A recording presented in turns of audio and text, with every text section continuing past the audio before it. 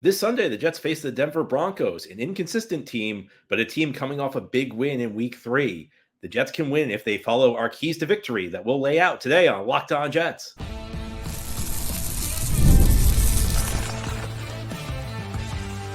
You are Locked On Jets, your daily New York Jets podcast.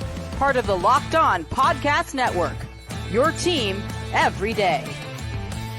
Hello, Jets fans and Broncos fans. Jets fans, you recognize my voice. I'm John Butchko, the host of Locked On Jets, along with Sayre, co-host of Locked On Broncos. We're here on Crossover Thursday to get you ready for Week 4 action. New York Jets, Denver Broncos, Sunday at MetLife Stadium. You should know that this crossover episode of Locked On Jets, like all Crossover Thursday episodes on the Locked On Podcast Network, is presented by PrizePicks. Go to prizepicks.com/LockedOnNFL and use code all lowercase LockedOnNFL to win $50 instantly when you play $5. Well, Sayre, great to be with you today. As we talked about before we started recording, this almost feels like a divisional game because the Jets and Broncos play practically every year.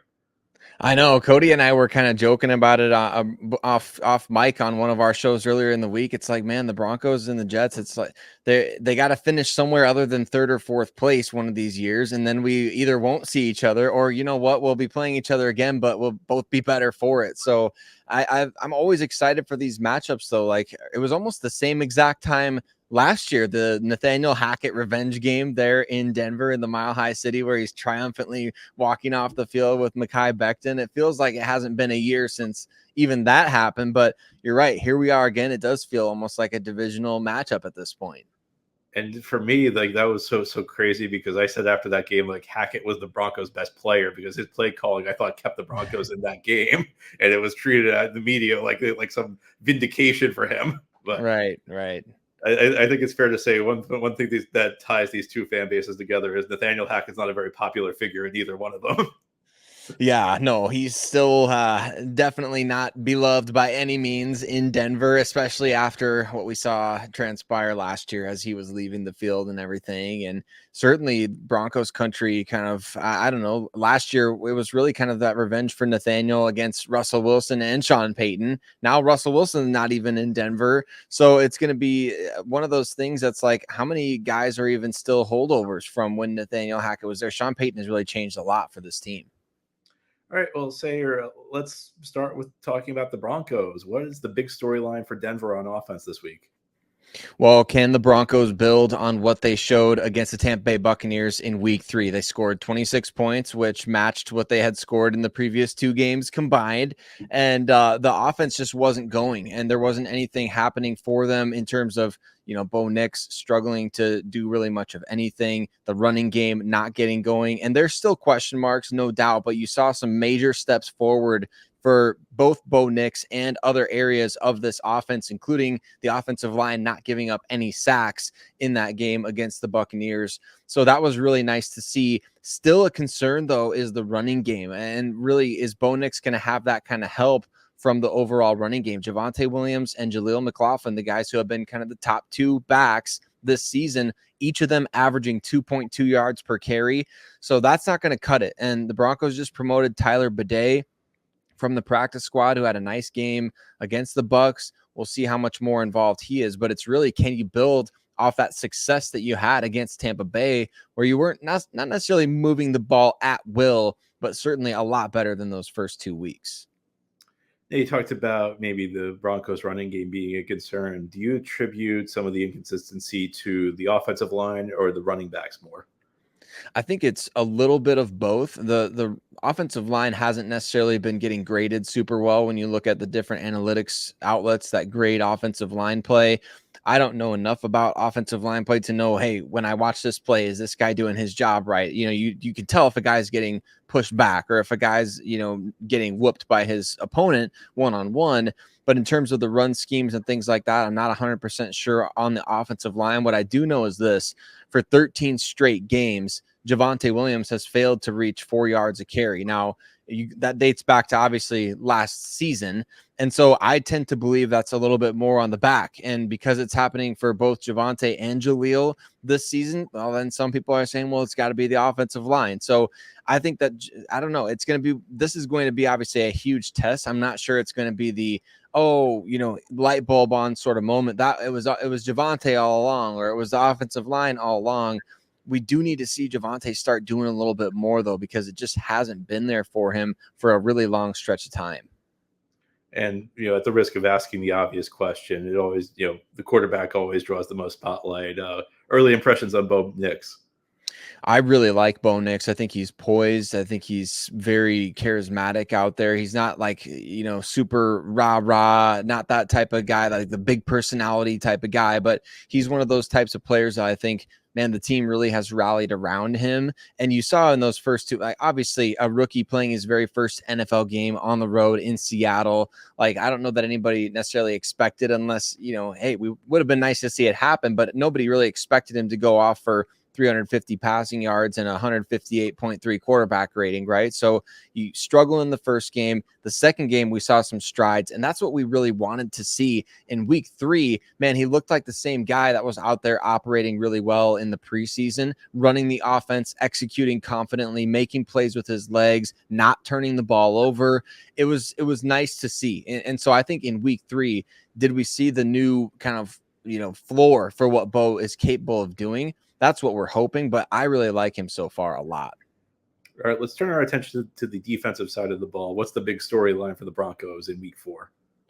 Can you keep it up? The Broncos really dominated the Tampa Bay Buccaneers in week 3. I mean, obviously 26-7, the final score there. Got to Baker Mayfield 7 times, 7 sacks, 13 different players had pressures for the Broncos. 6 different players had a quarterback hit or a sack or both against Baker Mayfield, and they turned the ball over a couple times. You had an interception from Brandon Jones. Riley Moss forced a fumble late. Can the Broncos defense keep this up? They have been outstanding this season, John. I mean, you go back to week 1, 2 safeties forced against the Seahawks, only allowed the Steelers to score 13 points, including just 6 points in the second half of that game, and then against Tampa Bay. So they're on a streak right now where for 6 quarters, they've only allowed 13 points.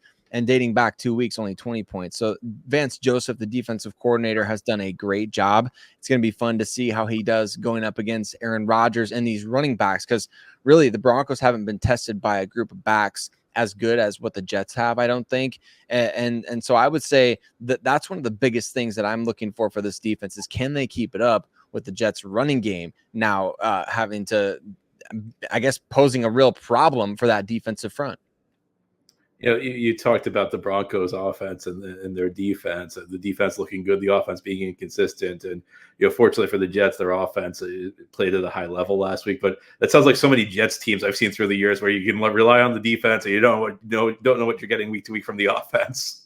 Right. Yeah, it is. It's unpredictable. And I think that unpredictable nature, is kind of inherent when you have a rookie quarterback under center, right? You expecting the highs, the lows, the growing pains. You hope that, like I said, against Tampa Bay in week 3, you kind of hope that he's now raised the floor, Bo Nix, of what he can do going forward. But we don't know that for a fact. It's always a roller coaster ride with quarterbacks in the NFL. And so we hope that Bo has raised the floor, but at the same time, yeah, that inconsistency is to be expected. And so I guess we'll see which unit, whether it's the unit that we saw in the first 2 games or what we saw last week against Tampa Bay, we'll see which one shows up on Sunday. Yeah, and like one of the things I've noticed, because I've like really looked into this, is even the rookie quarterbacks who really put it together early in the year, they tend to be kind of inconsistent. There are some good games and some bad games. And like the guys who really succeeded as rookies, like they tend to hit their stride like November, December, but like September, October, it's very up and down and you don't know what you're getting week to week. Yeah, it's good to catch the rookies early on. I feel like that benefited the Seahawks. It benefited the Steelers. It obviously didn't necessarily benefit the Bucs, but I mean, the Broncos were getting a lot of extra possessions for the offense by forcing the Buccaneers to go 3 and out, punting a lot, turning the ball over a couple of times. So you give that young offense an extra couple of opportunities, and if they're not turning the ball over, man, they're still pros at the end of the day. So I'm really encouraged by what we've seen so far. I think even bigger than going into Seattle, though, going into New York is going to be a massive test, especially like you said, coming off that performance that we saw from the Jets now, who are going to have some extended rest after playing Thursday night. It's one of those situations to where, okay, the offense, hey, if you aren't on top of your game, this team is going to absolutely feast on you and make you look bad. All right, well, ahead here on this crossover Thursday edition of Locked On Jets and Locked On Broncos, we've heard the Broncos storylines. Let's talk about the Jets storylines. And no surprise, it's going to be about a certain quarterback for the New York Jets. He was the story last week on offense. He'll be looking to build off a strong performance. We're going to talk Aaron Rodgers ahead here on this crossover Thursday edition of Locked On Jets and Locked On Broncos. Our crossover Thursday edition of Locked On Jets and Locked On Broncos today is brought to you by Gametime. You know that Gametime is the best place to get your tickets. Well, now Gametime has a new feature called Gametime Picks that makes getting tickets for your favorite live events even easier. Gametime Picks filters out the fluff to show you only incredible deals on great seats, so you don't have to waste time searching through thousands of tickets. I've used Gametime myself on a number of occasions. I just pull out my phone or device an hour, a couple hours before my event started. I can't believe the deals I've been able to get. And they also show you the view from your seat. I actually went to an event a couple of days ago, and I was kind of disappointed with my seat. I should have used Gametime. That was my mistake, was not using Gametime, because Gametime shows you a picture, so there's no surprises, no obstructed views that you weren't expecting. It is the best place to get your tickets. So take the guesswork out of buying tickets with Gametime. Download the Gametime app, create an account, and use code LOCKEDONNFL for $20 off your first purchase. Terms apply. Again, create an account and redeem code LOCKEDONNFL. It's one word with no space, LOCKEDONNFL for $20 off. Download Gametime today. What time is it? Gametime. Crossover Thursday here on the Locked On Podcast Network. I'm John with Locked On Jets, along with Sayre of Locked On Broncos. We're here previewing Week 4 action. The New York Jets will host the Denver Broncos Sunday at MetLife Stadium. 1 o'clock Eastern kickoffs, 11 a.m. Mountain Time. Well, Sayre, we've talked about the Broncos. I think for the Jets, the big storyline heading into this game, at the risk of giving you the obvious storyline, is the play of Aaron Rodgers. Through the first 2 weeks, I don't think anybody would say Rodgers was bad, but he did not look like vintage Aaron Rodgers. And I think after those first 2 weeks, it was fair to say, you know what, Rodgers is 40 years old. He's coming off that serious injury. You know, how good is going to be his peak? Will we ever see the Rodgers of Green Bay again? And at least for one night last week on Thursday Night Football, you saw a guy who looked like vintage Aaron Rodgers. Now, I think it's fair to ask, you know, how frequently will he be able to do that? Will he be able to do it to the extent he did with the Packers, where it was a weekly thing? But I think if you're a Jets fan, that game gave you hope that you will see the Aaron Rodgers we know, the Aaron Rodgers who dominated the league for so long in Green Bay. So it was something that's been lacking so far. And I've talked about it this week on Locked On Jets, how it was important to go out there and see the Jets play like that, because this is a team that had a lot of hype, but unlike say Kansas City, unlike, you know, Baltimore, these guys haven't played together before. So it's one thing to, you know, say the pieces are there. It's another to actually like see the team go out there and play at a high level, and that begins with Rodgers. The quarterback we saw on Thursday Night Football last week against the Patriots is a quarterback who can take a team a long way. Yeah, that throw that Rodgers made to Garrett Wilson for the touchdown, I mean, that's a throw that only Aaron Rodgers can make, as far as I'm concerned. I mean, that's just who he's always been to me, and that's the guy that I'm with you, John. I watched these first 2 weeks of the New York Jets, and I wrote an article on one of the sites that I write for, and I'm like, Aaron Rodgers is out there. I guess the best case scenario for the Jets is they're getting John Stockton, you know, late in his career for the Utah Jazz, where he's an older point guard, but he's still a top tier point guard. He can still play the position. He can distribute the ball. He doesn't make a ton of mistakes out there, but he's not necessarily a game changing player anymore. And then we see the Patriots game, and I'm like, I watched that Garrett Wilson throw, and I see, you know, the plays being made by even Alan Lazard, who, you know, found the fountain of Green Bay youth, I guess, as well. I know he didn't play well last year at all. And then you see him with the shimmy after the catch for the touchdown. And I watched these guys, and I'm like, man, okay, if that Rodgers is who the Jets are getting, then fans are justified in being like, hey, this team can legitimately compete for a Super Bowl. And you know that I'll be rooting for the Jets if it comes down to it, John, when they get to the final 8 or final 4 of this season and they're going up against Kansas City. I'll be throwing an Aaron Rodgers jersey behind me or something, you know what I'm saying? And being like, all right, let's go Jets. But I don't know if Rodgers is permanently back, that is going to be I mean, if he can put this together, it'll be one of the most impressive things I think I've ever seen with the Achilles injury, his age, just the sheer fact that he didn't even play that great in his final year with Green Bay. So I think that it's a huge development in what we saw last Thursday night. And one thing that really stands out is he's getting the ball out quicker than he did in Green Bay. And that could just be an anomaly. It could just be a 3-week thing. It could also be that, he realizes that he doesn't have the mobility he used to. He's 40. He's coming off that Achilles injury. Now, he did extend a couple plays against New England, but I do think he's a different quarterback. And one of my questions heading into this year would be that I think it was pretty clear going in that Rodgers was not going to be the same guy who would have the ability to consistently extend plays. But would he realize that? Would he adjust his game? Or would he still try and extend plays and maybe not have as much success? And I think in the early stages of this season, you've seen a guy who's kind of adapting to the new normal for him, and a guy who's making quick reads at the line of scrimmage, utilizing these pre-snap reads effectively and distributing the ball where it needs to go. Yeah, absolutely. And I think in this game against Denver, it's going to be interesting to see how often he does go to that well, because Vance Joseph has been blitzing more than any defensive coordinator in the NFL. He's been mixing up looks. He gave Baker Mayfield a look last week where he dropped 9 guys into coverage, sent only 2 players.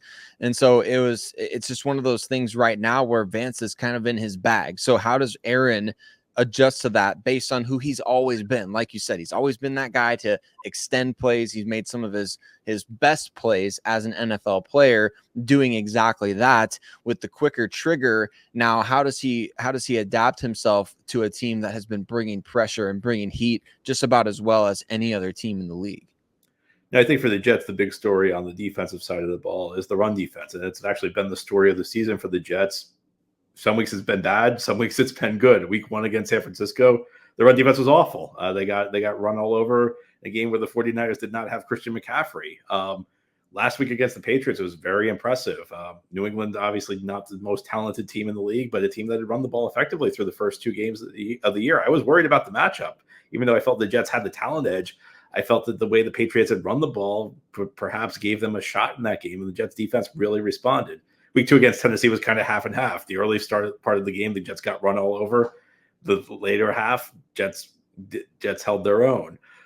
What's interesting about this Jets run defense is I don't think the defensive line's that great. I think when the Jets have had success, it's been the linebackers. Quincy Williams was a first-team All-Pro last year, and been a number of plays this year where maybe a defensive lineman's gotten taken out of his gap, and Williams has gone and covered. He's a real sideline to sideline guy. Jets have missed C.J. Mosley the last couple of weeks, but Jamie Sherwood, a 4th-year guy out of Auburn, he converted safety from college, has really stepped up. And he was getting a lot of buzz in training camp, and he's been all over the field. So the Jets linebacker position has really done the job, and I think they've covered for a defensive line that's had a few issues this year. And now the question is, which Jets run defense will show up in this one? Will it be the Jets run defense of week 3 where they shut down the Patriots? Will it be the Jets run defense of week 1 where they got run over by the 49ers? Or will it be week 2 against Tennessee where it's kind of half and half? Yeah, and it's kind of funny that that's what they're struggling with, or that's kind of the unknown at this point, because we talked about in the previous segment, like that's where the Broncos have really stunk offensively, is in the running game. So is this going to be a get right game for the Jets run defense in terms of, all right, you showed something against the Patriots last week. Now can we do it again against Denver this week? I think what we're going to see from the Broncos a little bit more, in addition to maybe some switching up of the personnel at running back, John, I think we may see a lot more runs from Bo Nix, who's been very effective running the ball for this team, not just on broken plays, but designed quarterback runs. It's going to be fascinating to see, especially with, if you have some issues on that defensive line, or guys are maybe getting a little over aggressive, are the Broncos going to try to take advantage of that by running some of these read option plays that we've been seeing them have success with in the first 3 weeks of the season? And quarterback scrambles were a big problem for the Jets in week 2. Will Levis broke a couple of big ones. Now, maybe not designed runs, but Levis, they had a couple of plays where the defensive linemen weren't disciplined in their gaps, and Levis was able to take off and break big runs. Well, folks, you've heard about the big storylines for the Broncos. Now you've heard about the big storylines for the Jets. You're on this crossover Thursday edition of Locked On Jets and Locked On Broncos. We're going to give you our keys to victory. We'll hear about the Broncos' keys to victory and the Jets' keys to victory. That's ahead here on this crossover Thursday on the Locked On Podcast Network. Today's episode of Locked On Jets and Locked On Broncos is brought to you by FanDuel. NFL fans, you can start the season with a big return on FanDuel, America's #1 sports book. So when you get a hunch in the middle of the game, you can check out the latest stats, view live play-by-play, and so much more on the same page where you place your bets. And you'll get started with $200 in bonus bets guaranteed when you place your first $5 bet. Now, right now on FanDuel, the Jets are 7.5-point favorites in this game, and the over/under is 39.5 points. So Jets fans, a lot to be confident about. 7.5-point favorites, $5 on FanDuel gets you $200 in bonus bets. Or Broncos fans, if you think your team's going to be competitive in this one, that could be a pretty good bet for you. Just head to FanDuel.com, America's #1 sportsbook. That's FanDuel.com. It's Crossover Thursday here on the Locked On Podcast Network. I'm John, the host of Locked On Jets, along with Sayre, the co-host of Locked On Broncos. Sayre, what are your keys to victory for the Broncos in this Week 4 game? Well, I'm excited. I think the keys to victory for the Broncos in this game against the Jets, number one, be the better running team in this game, which is easier said than done. Number two, keep on holding on to the ball. Don't turn the ball over, especially early in this game. And number three, force turnovers defensively. I said the same thing last week, John, when the Broncos went to Tampa Bay. You go on the road against a tough team with a good quarterback that can run the ball or that has playmakers on offense that can beat you. You need to make sure that you are turning the ball over defensively. And the Broncos, like I said, they've gotten home with the quarterbacks they've played. They've gotten really good pass rush, high pass rush win rate all year. I said it last week to James when we were talking about the Bucks. I'm like, get to Baker Mayfield and force him to make some bad decisions early on in the game. He did exactly that through an interception on the second possession, and it helped the Broncos get out to a 14-0 road lead, and that defense pins its ears back all game long. If the Broncos can do that this week, get to a point where, man, you force an early turnover or you force a couple of 3-and-outs early on in this game, you have to put your foot on the gas as an offense and make sure that you're taking advantage of what your defense is giving you out there. You cannot be going like we saw against Seattle, Bo Nix throwing untimely as if there's ever a timely interception, right? You throw a couple of interceptions, one in the red zone. That's not going to help you win on the road. You got to make sure you're taking care of the football.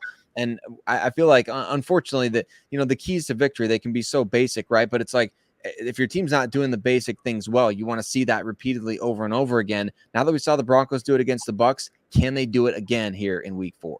In your third key speaks to me because that Week 2 game the Jets played against Tennessee, one of the big reasons that they won the game was Will Levis had some really bad turnovers, including one play, which I talk about this like almost every day on Locked On Jets because I still can't believe it. Like he literally rolled the ball to the Jets, like he was being tackled. He just rolled the ball to the Jets player. I've never seen any. I've seen ridiculous play after ridiculous play by young Jets quarterbacks over the last 15 years, but I've never seen anything like that. Will Levis is a little unhinged, isn't he? I kind of like watching it. So it's unpredictable watching him. I like it. Yeah, something exciting is going to happen. It could be good or bad, but something exciting is always going to to when you're watching him play. So I have three keys to victories for the Jets.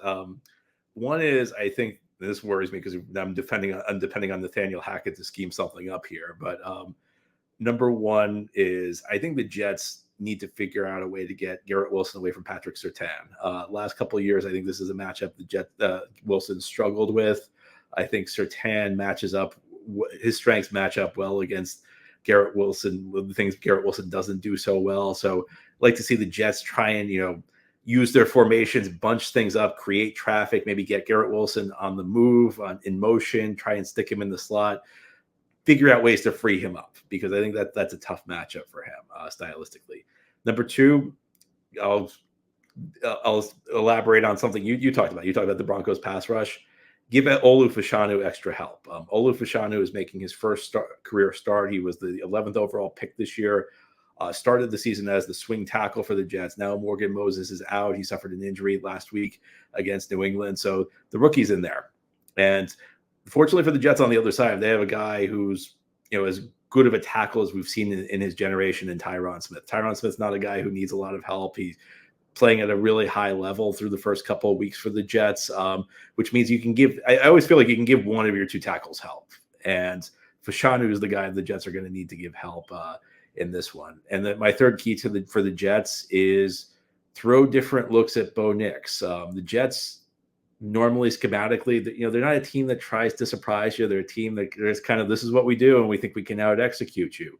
That changed a little bit last week against the Patriots. And Patriots are kind of a unique team because they're so focused on the run, but Jets are going up against a rookie quarterback this week. And look, Bo Nix is the most experienced rookie quarterback that's ever played in the NFL, 60 career starts in college.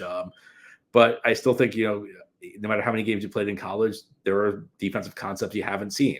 And as we talked about, sometimes when you get a rookie quarterback early in the season, that's the time to take advantage. You get a rookie. Sometimes even the best rookie quarterbacks, you get to November, December, they start to get comfortable with some of the more complex defensive looks they get. But we're still early enough in the season that maybe you can throw something at Bo Nix he hasn't seen before and force one of those big mistakes. How about this gauntlet for his first 4 games, right? Mike McDonald calling plays for the Seattle Seahawks defense, then Mike Tomlin for the Pittsburgh Steelers, and Terrell Austin obviously is there as well, and then Todd Bowles and the Buccaneers in week 3. And now you get obviously Robert Saleh and the Jets there. So it's a gauntlet for a rookie quarterback to go through, and you're absolutely right. Giving him those kind of looks is going to make it very interesting. Like, how much does he press the ball? Can the Jets kind of rattle him early? Like we kind of saw, maybe first game jitters, but he was rattled a little bit early on against Seattle and was not really pulling the trigger on the passes deeper down the field. Can they rattle him a little bit early on in this game? Can you get to Bo Nix, who's really good at avoiding pressure and not taking unnecessary sacks, but he's kind of shown that he might put the ball in harm's way to avoid the sack a little bit this year. So we'll have to wait and see, but that's a tough gauntlet for any quarterback to go through, much less a guy making his first 4 starts in the league. Well, Sayre, it's been great chatting with you once again. This non-divisional divisional matchup is always a lot of fun, and like you said, maybe we'll do it in the playoffs. Maybe we'll get to do it again in January. Like, keep our fingers crossed, right? That would be fun. Hey, I'll take January football for the Broncos outside of January 1st, where they seem to be playing week 18 every year now or whatever it is. I'll take January football for the Broncos any day. And I'd love to do another crossover. I feel like you and I are kind of just basically like secondary co-hosts at this point, where me and Cody go every day. You and I go every year. It's fun. I love it. Well, Sayre, it's great chatting with you. Jets fans, tune into Locked On Jets tomorrow. We'll preview the game. Broncos fans, do the same for Locked On Broncos. Until then, it's been great chatting with you all. I hope you have a great Thursday, and we'll do it again tomorrow.